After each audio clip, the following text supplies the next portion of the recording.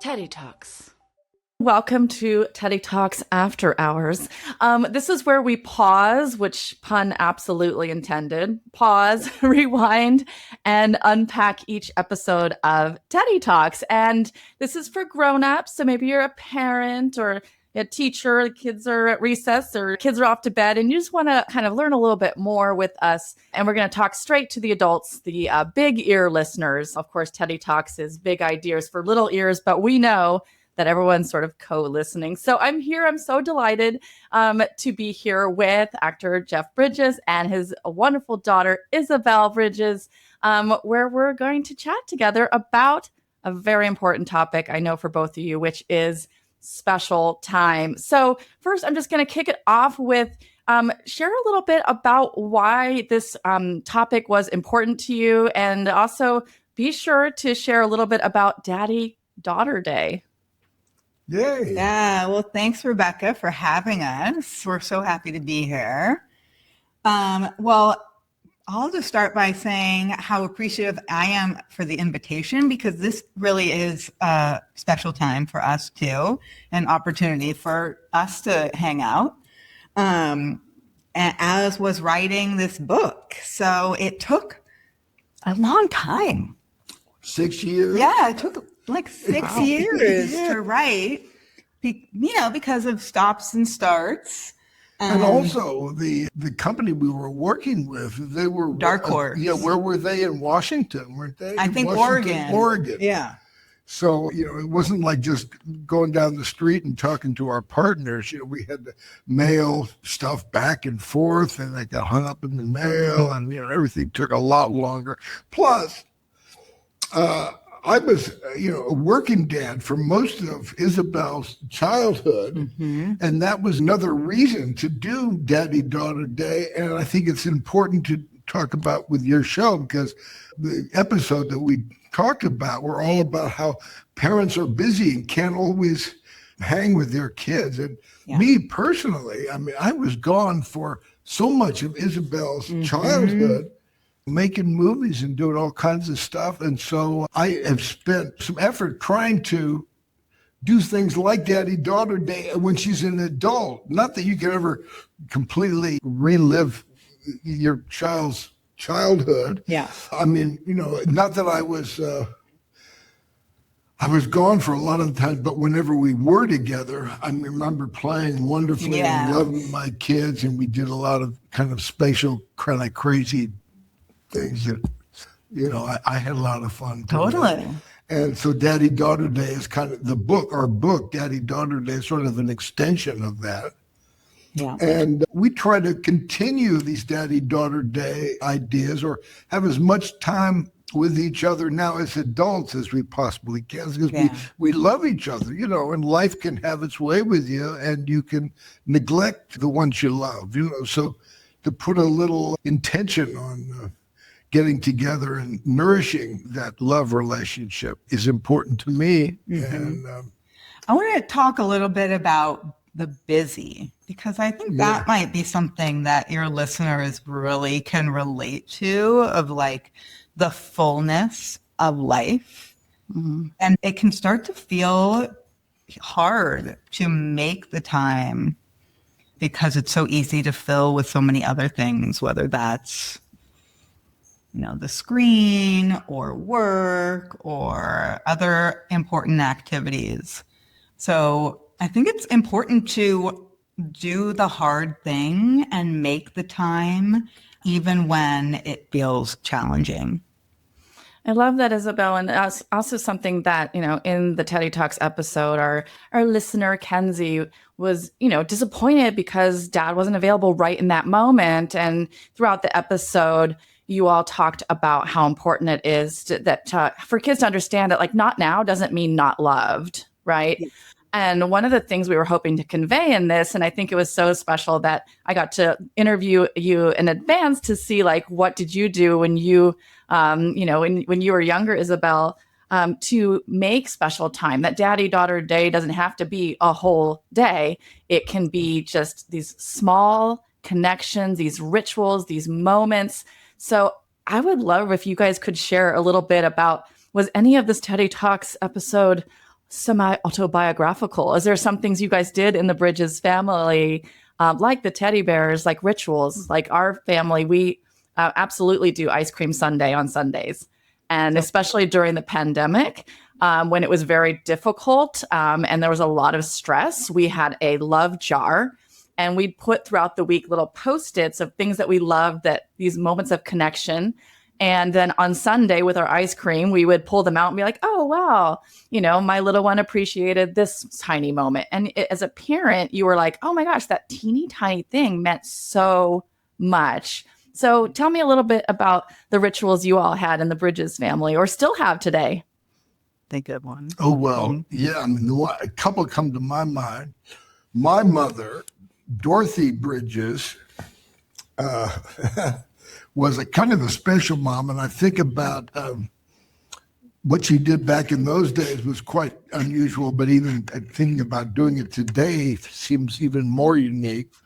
And that she had a ritual that she did with all her 3 kids called time.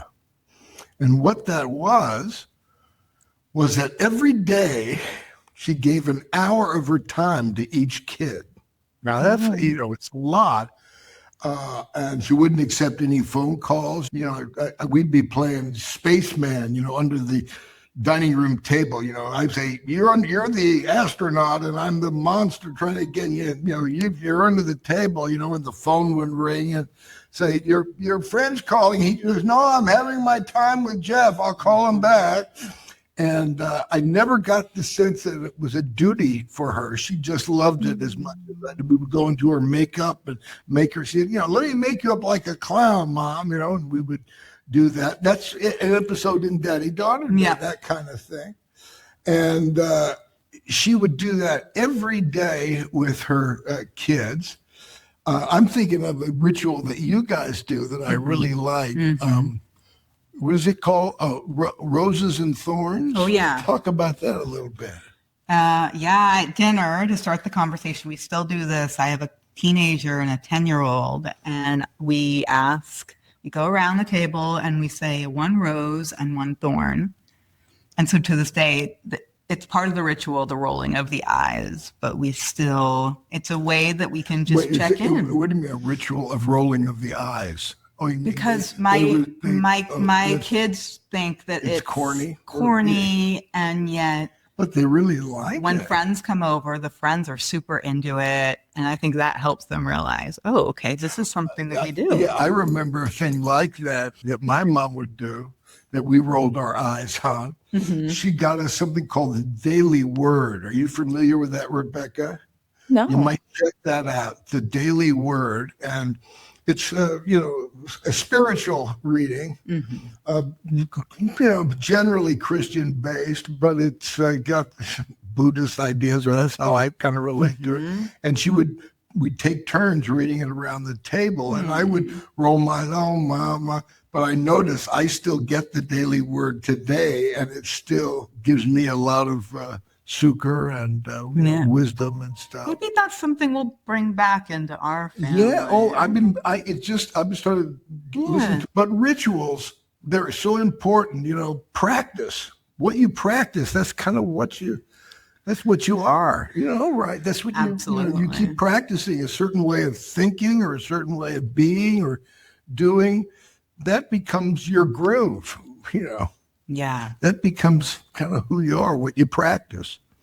And I love those 2 things in tandem, Jeff, which is, yes, the ritual and the routine as well, but also it's just a small moment of connection. And I love what your mom did. And in today's day and age, I would say the modern day equivalent is the phone is in another room or universe when you're hanging out and doing special time with kids, because the research, and I'm a psychologist, so I've researched a lot, the science of attention and relationship and connection. And the research shows that even if a phone is sitting in the room next to you, even if it's off, people perceive the relationship as less connected because there's always, I could divert my attention. So I think the modern day parenting challenge is to really put the phone away, put the screens away, and just lock in with your own kids. Do you get times to do that, Isabelle? Yes, I do. One of the best ways that I do that is walking, and we leave the phone at home. And my sister just moved within walking distance to me, so I'm so excited to go visit her and then not have my phone in that way. And then my daughter leaves her phone, and we're side by side. We're walking in the same direction, looking at the same thing, which isn't always each other. And that parallel connection is just like one of my favorite ways to have special time. And that thing of a practice of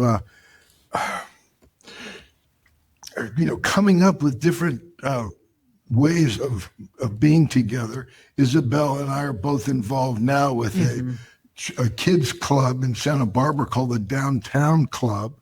They're also affiliated with a the World Youth Clubs that has clubs all over the world with kids, who are underprivileged kids who need all the support they can get. We've got a club right here in Santa Barbara that is just wonderful. It's got music and art support and always all kinds of things. And Isabelle and I are working on that together. So to find these little doing projects, good together. Yeah, doing good together is a wonderful thing. But you got to put a little time into just trying to figure out how we might nurture that time together. So often I remember there's something that rings to me. We're all looking for passion. To get a little bit more passion, and I remember hearing a thing that rang true for me, that passion comes from rubbing sticks together, and then that becomes the fire of passion. You got to rub the sticks together. You got to say, let's just do the thing. I don't know, this sounds like a silly idea, let's just try it and see what happens. And you practice just rubbing the sticks together, and out of that the fire of passion can come. But you got to do that initial awkward thing. So often the thing that we feel we should do, it feels uncomfortable because we're not good at it. Yep. And that's okay to not be good at it and just do it anyway. And then out of that, you start to get better at it. And people, we don't like to do what we're not good at. So you got to practice it a little bit and do that little uncomfortable thing. That's where we grow, is in that spot where we're not comfortable, and just to hang in there and, bear that discomfort a little bit, So one of the things I love about this is it feels really multi-generational. And I also love that an animal has come in to also be a part of this community. Who's this? Pepper. Hello, Mr. Pepper. So cute. I'm so distracted by the adorableness, but here we go. So, Jeff's family made time for a connection. Then Jeff made connection even though he was out doing movies. And now Isabelle is making connections with her kids. So it's all about modeling, right? One of my final questions is kind of both of you, like, knowing what you know now, what advice do you wish your younger self, maybe your 6-year-old or 8-year-old self, knew about connection, about special time? You go first. Oh, well, I think, gosh, it's so tough. I was raised in a situation that's very much the way I raised my kids, that I was so lucky to have an incredible wife and mom to Isabelle and, Jesse and Haley. And like them, my dad was gone most of the time making movies. So that's how I remember it being done, kind of, so I followed suit with that.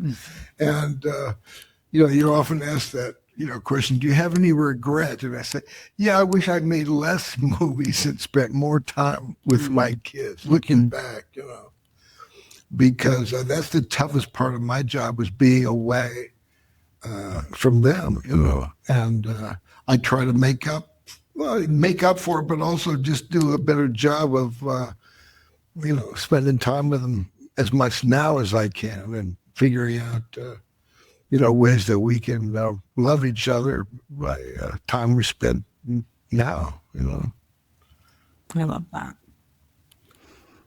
It's not about changing the past. It's about repairing enough so that the future and the present can be as connected. That's right. Yeah. Very good. Yeah. I think for me, that's amazing. Yeah, for me, I really learned that connection comes out of being liked, and that somehow I need to earn that. And so I have what I would love my younger self to know, which I do believe to be true, but she didn't know it, is I don't have to be anyone or like anyone other than just me. And that I am worthy of love and connection, and I don't actually have to earn it. And when I don't have that, when that isn't there, I can go to the places where I do belong and I do have that sense of connection. So I wish my younger self knew that connection doesn't come from masking or pretending. Yeah, to me, that doesn't even go on with my younger self. But here, you've got a bracelet. Let's see if I read it correctly. Yeah. Enough. Enough. Yeah. And right next to the bracelet you gave me. Yeah, love. Yeah. Yeah. It's hard to, Let's see it. Enough and love. Yeah. Am I enough? Am I? And that's a lesson you'd think after, I'm 76 years old, you would think I would learn some of these lessons, but you learn them for a second, then they're gone. One of the things I might have said in the TEDx talk, one of the things that my mom used to tell me is I was nervous going off to work as a young kid. I started making movies. Well, my parents put me in the movies when I was 6 months old. And so I've been making movies ever since that time. But as a teenager, I'd be going off to work and my mom could tell I was kind of anxious, and she'd say, Jeff, remember, have fun and don't take it too seriously. And now that's one of my favorite mantras, we take things, in that TOO word, that's like the most important word in the whole phrase. We can take it seriously or we can take it sincerely, but this taking ourselves too seriously, that can be a real trap. Now, I think I would learn that lesson, but even to this day, when I'm going off to make movies and I have that feeling, I'm not prepared to go, am I enough? And my wife, Sue, now will say, Jeff, remember, have fun. And don't take it too seriously. Oh, I forgot. Thank you, my dear. God, I forget that. So this feeling of being enough. Yeah. If you're anything like your dad, that's going to be something that you're going to be learning all your life. I don't know. Finally, I just become friends with it. Surrender to it. I surrender and say, okay, so that's how you roll. Okay, you have a little humor in it, You're a psychologist or a psychiatrist. You've got the chops. What do you think of that? Yeah. I mean, it's constant. Change is not a one-time event, and we do not make a change, and we make a change and then we forget, and then we remember, and we have people in our lives and rituals and things in our lives to remind us to have fun. And the brain actually is sort of neurologically, unfortunately, programmed to scan and overlearn for negative and underlearn for positive. Our ancestors did a really good job of staying alive because remembering, all of the danger kept us alive. And so we have to sort of train our brains. One of my favorite psychologist quotes is, the brain is like Velcro for negative and Teflon for positive. That's Dr. Rick Hansen. And we have to constantly remind ourselves of the positive, to soak in gratitude. And that's where I think TEDx Talks and these rituals really come into play. Because yes, it's fun, it's playful, it's relational, and we can learn it in many ways through storytelling, through connection, through ritual. Before I let you guys go and connect and have some fun together today, I just want to ask a very big bonus question.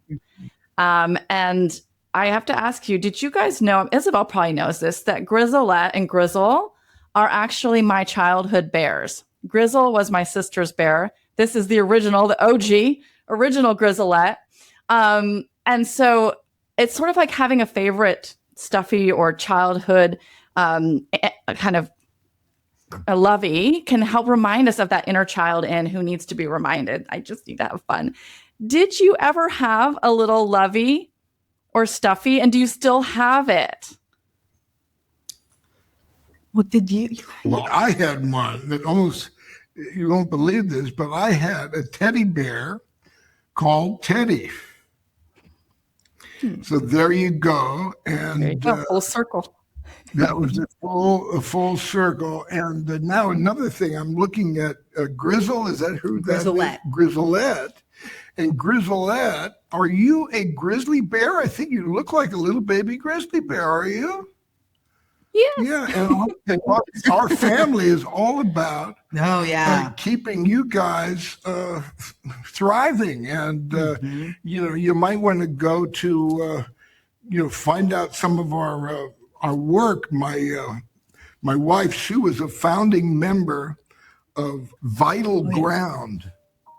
You might Google that, Vital Ground, and maybe some of your listeners will want to be part of that and keeping our grizzlies thriving. And it's about giving the lands where the grizzlies migrate to keep their gene pools strong. Like in California, we've got a grizzly bear on our flag. There used to be grizzly bears walking along the beach here, but no more. We humans did away with them, but they're so important, grizzly bears. So Grizzlette, wonderful to be in partnership with you here, and long may the Grizzlies thrive.